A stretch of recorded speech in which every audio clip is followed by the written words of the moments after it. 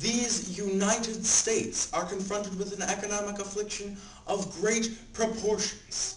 We suffer from the longest and one of the worst sustained inflations in our national history.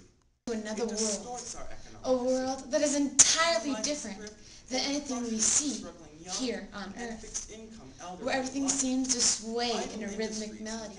Everything you touch I have been telling myself that these feelings are new, but they aren't.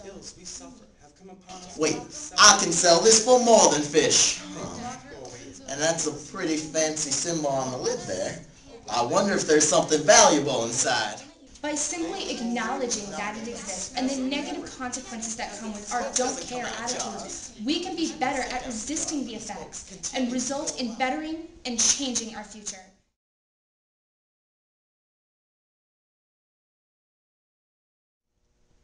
When I have a panic attack, the voice in my head says anything can happen.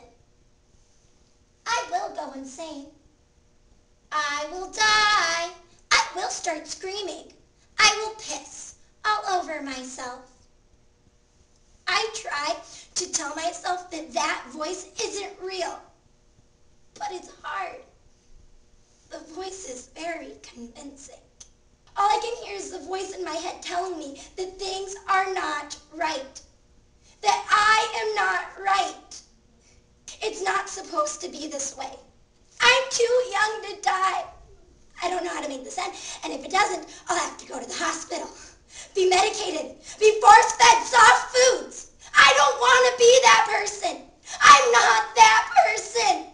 I'm not. I'm not. I am in one room, and my anxiety is in another. It's close. I can feel it. I can go to it.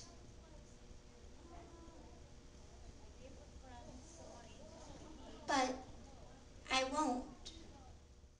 The fisherman then heard a loud, thundering voice. Prepare to die, for I shall surely kill thee. What? Kill me? But, didn't I just let you out of that jar? Shouldn't you be thanking me? So after waiting for a total of 600 years, I vowed that if anyone should free me, I would kill them without mercy. But I would allow them to choose the manner of their death. I ask you, in the name of God, were you in that jar? Of course I was in that jar. You saw me come out of it yourself. I don't believe you. The genie then turned back into smoke and began to fall into the jar. And while he was doing this, the fisherman reached a hand into his back pocket and grabbed a hold of the lid that was once on the jar.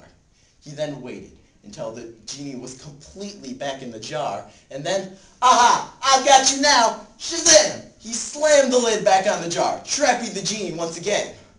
And so, we see that because this very wicked genie learned a very unfortunate lesson, everything turned out all right for our fisherman. Desensitization is an inevitable part of our future. We will constantly be exposed to things that we should be astonished by, and the media will always attempt to convince us that it is okay.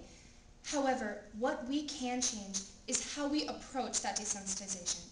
By simply acknowledging that it exists and the negative consequences that come with our don't care attitudes, we can be better at resisting the effects and result in bettering and changing our future.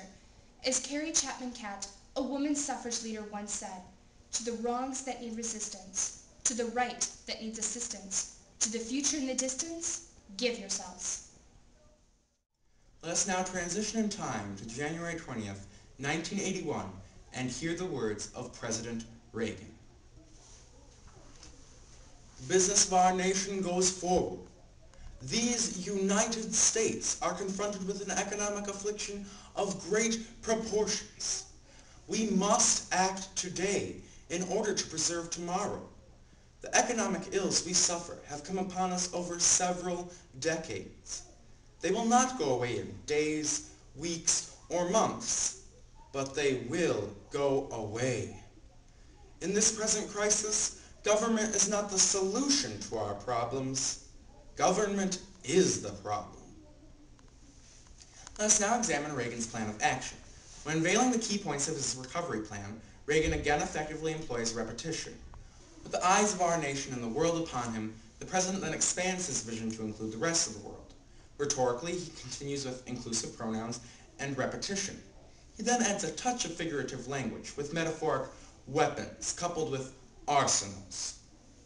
Let us return to 1981, one last time, and hear those closing words, those words that inspired confidence in America's fortitude, a belief sorely needed in 1981 and sorely needed in 2009.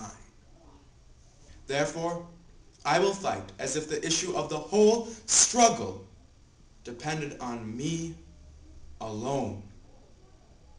The crisis we are facing today does not require of us the kind of sacrifice that Martin Treptow and so many thousands of others were called upon to make.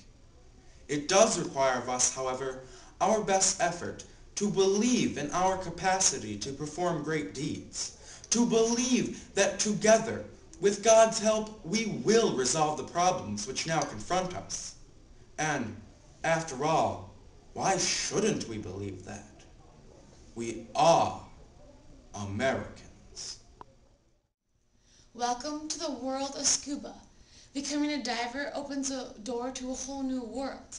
Let's open yours and step through.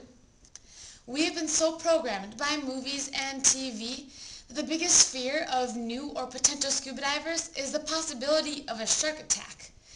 DiveMagazine.com also tells us that the percent incident ratio while scuba diving stands at a low 0.09% chance. There are many different kinds of scuba certification that you can get. The most common, however, would be a PADI open water diver, which I just happen to be. But what is all the rouse about? Why is scuba diving such a big deal? Let's look P and to B for the answer. In the acronym SCUBA, B stands for breathing, but today it stands for beautiful places. The Grand Cayman Islands averages 80 to 150 feet visibility in this tropical paradise, revered by dive enthusiasts everywhere. With more than 175 sites, it's all there. Massive drop-offs, steep, deep walls adorned with sponges and corals, and a stunning array and variety of colors. Let us rise up and take a breather. After exploring the dangers of scuba diving, diving into scuba certification, peering into scuba history, and finally looking at some of the most popular and beautiful sights of scuba, let us rise up to the noisy world above us and surface with A. A stands for apparatus in the acronym SCUBA, but today it stands for applause.